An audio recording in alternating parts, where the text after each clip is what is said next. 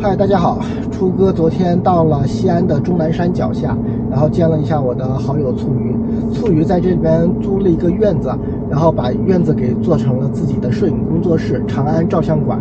我觉得醋鱼是一个特别有才的一个哥们儿，他之前跟我是一块玩黑白摄影，一块冲洗照片。他现在是在陕西师大当老师，然后呢，平时就是做西安这边的一些纪实类的拍摄，也是一个独立的纪录片制作人。我挺佩服他的。昨天看了他的这个院子以后，我觉得真的是太巴适了，太安逸了，这边特别舒服。昨天晚上我吃完饭以后，然后在村子里边散步，就觉得特别有一种净化心灵的感觉。OK， 今天早上呢，我从醋鱼的小院子出发，然后到西安市里边去接一下风月，还有另外一个韩国哥们儿。计划赶不上变化呀。原来说是2个韩国哥们跟我们一块走的，但是金哥昨天因为临时有一个很重要的事情，他要回韩国，然后今天早上呢就直接坐高铁回北京，然后飞回韩国去了。那么也就是说，这趟就是我跟风月还有另外一个韩国哥们。这个韩国哥们呢，我们叫他朴社长。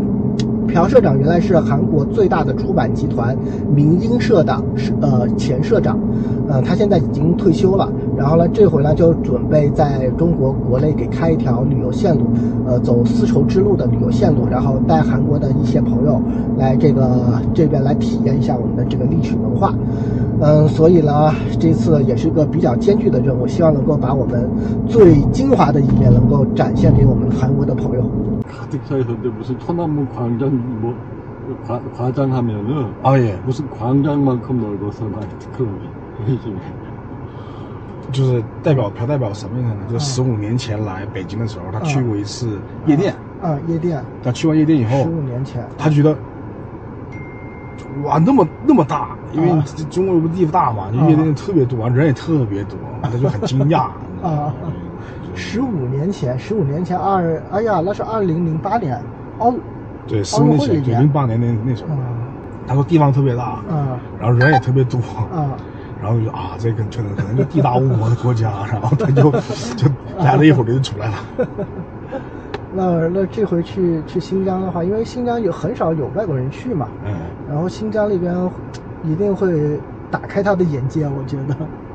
因为现在就是在国际上面有关于新疆的很多报道，其实都是西方媒体在做的，但是他们做的那些报道呢，其实说实话有很多的偏颇嘛，所以就是也造成了有很多外国人其实想看一下新疆真实的情况是什么样子的。이제 이 친구가 하는 말이 뭐냐면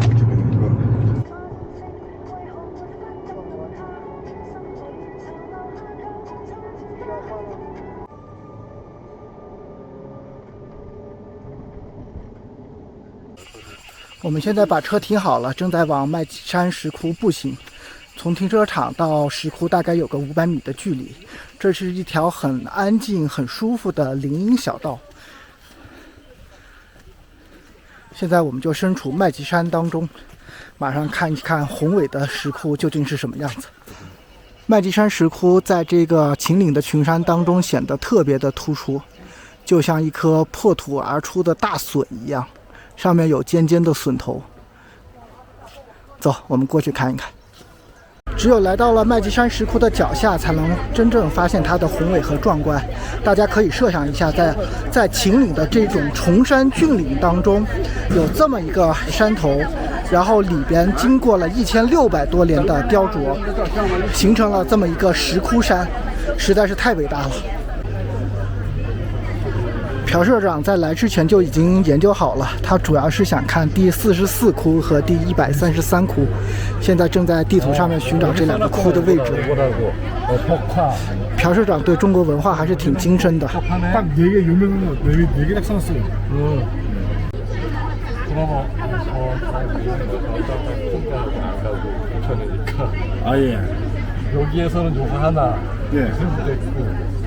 来麦积山石窟之前，我去过云冈石窟和莫高窟，那2个石窟呢都是能够坐景区的交通车直达石窟脚下，都不用怎么走路，也不用怎么爬的。但是麦积山石窟是最难到达的一座，因为它是在这个山沟沟里边，我们必须得徒步翻过一座小山，然后呢再走上一段台阶，才能到达麦积山石窟的脚下。然后大家可以看到这麦积山石窟有多高，我们马上还得慢慢的爬上去。麦积山石窟这里真的是非常陡峭，这个台阶的高度都是非常高的，爬上去非常困难，而且也比较危险。在麦积山石窟的半山腰，看着3尊巨大宏伟的佛像，再看着麦积山石窟周边的秦岭的崇山峻岭，真的很佩服古代的这些僧人们，在如此偏僻的地方能开凿这么宏伟的石窟，忍受孤独，坚毅的修行。我现在正在往回走，往检票口走，是因为要看44窟的话，44窟属于特窟，必须得另外买票。我们之前来的时候都不知道，所以都没买票。他们2个现在已经爬不动了，只有我还有一点体力，然后现在回去买票去，艰巨的任务啊！刚冲到门口买好了44窟的票，44窟3个人，然后再加上一个讲解员，一共是花了420块钱，比整个麦积山石窟的门票都贵。整个麦积山石窟才花了200块钱，我们3个人才花了200块钱的门票，但是一个44窟就干掉了420。大家下次来麦积山石窟这边一定要注意啊！如果要看这些特窟的话，一定要尽早过来，因为看一个，你比如说44窟，讲解员说要15分钟时间，我们现在是4点半来买票，然后看完44窟到5点的时候，他们就应该下班了。所以大家如果想尽量看更多的特窟的话，就要尽早来到麦积山石窟。我们现在跟着讲解员进入这边特窟，讲解员在开门。我们现在到了44窟了，这是一个很小的一个窟。我现在还不知道朴社长为什么会想来到这么小的一个窟，然后花420块钱买这么贵的票来看这么小的一个窟，这是为什么呢？相对于云冈石窟和莫高窟而言，我觉得麦积山石窟跟他们的最大的区别就是它是开凿在了一个巨大陡峭的山壁之上。莫高窟和云冈石窟都是开凿在一个较矮的山壁之上，我觉得没有麦积山石窟这么大的难度，因为它真的是非常高非常壮观。我现在已经到了麦积山石窟的最顶上面了，这里真的是非常精致和壮观。大家看一下麦积山石窟究竟有多高，站在这里真的是高处不胜寒呐。周边呢就是秦岭的美丽景色，感觉古时候这里一定是一个特别幽静、特别适合修行的地方。在麦积山石窟的最顶层，从那边看来，这边好像就是走不通了一样，但是走到这边才发现有个小洞，可以通过这个小洞到那边去。这个是纯天然的在山壁里边开的一个仅供一人通行的小洞，真的是很有意思。古时候是用什么工具能在这么大一个山壁上面开凿一个这么宏伟的石窟的？走在麦积山石窟的最顶层，如果你有恐高症的话，一定要小心，因为这里的高度真的是非常高。如果你往下看一眼的话，或许能够把你给吓死。我要飞得更高，我要飞得更长。咱不是很多人才去吗？我这，我是。看完麦积山石窟之后，我们现在正在翻山往回返。我觉得在古代的时候，在这个秦岭的崇山峻岭当中，能找到这么一块光秃秃的石壁，然后再在这上面开凿了1600年，真的是一个很艰巨、很伟大的工程。光找到这么一个石壁，我觉得都很难了。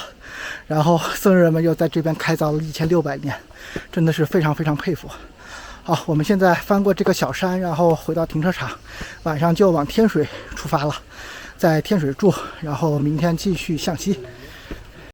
从麦积山石窟出来以后，我们还有接近半个小时就能到天水市了。晚上找来找去，没有发现天水市有什么好吃的，找了一家第一的那个手抓羊肉，晚上去尝一尝，带我们韩国朋友去尝一下手抓羊肉，看看他感兴趣不感兴趣。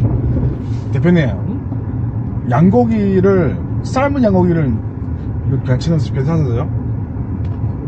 아니요, 그거 먹어봤어야지 좀 괜찮은지 나쁜지 알지. 他的意思是先尝尝啊，没尝过。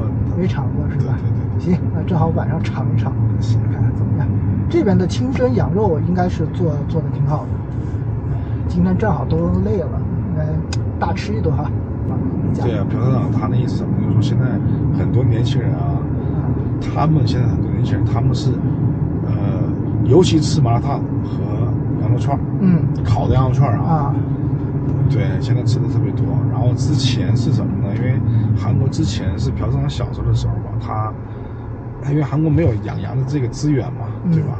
所以他们也不吃羊肉啊。然后后来就逐渐的，就是慢慢就有了，就是对羊肉的一些需求吧。因为羊肉串的一些传播，中国文化传播进去以后，他们开始吃羊肉串，而且以前韩国人他们是不吃孜然的啊。然后现在也是慢慢吃孜然，也是慢慢习惯了年轻人，包括小肥羊啊，包括韩国有店嘛，对吧？那韩国吃羊肉的人现在也开始逐渐多了哈。对呀，很多了。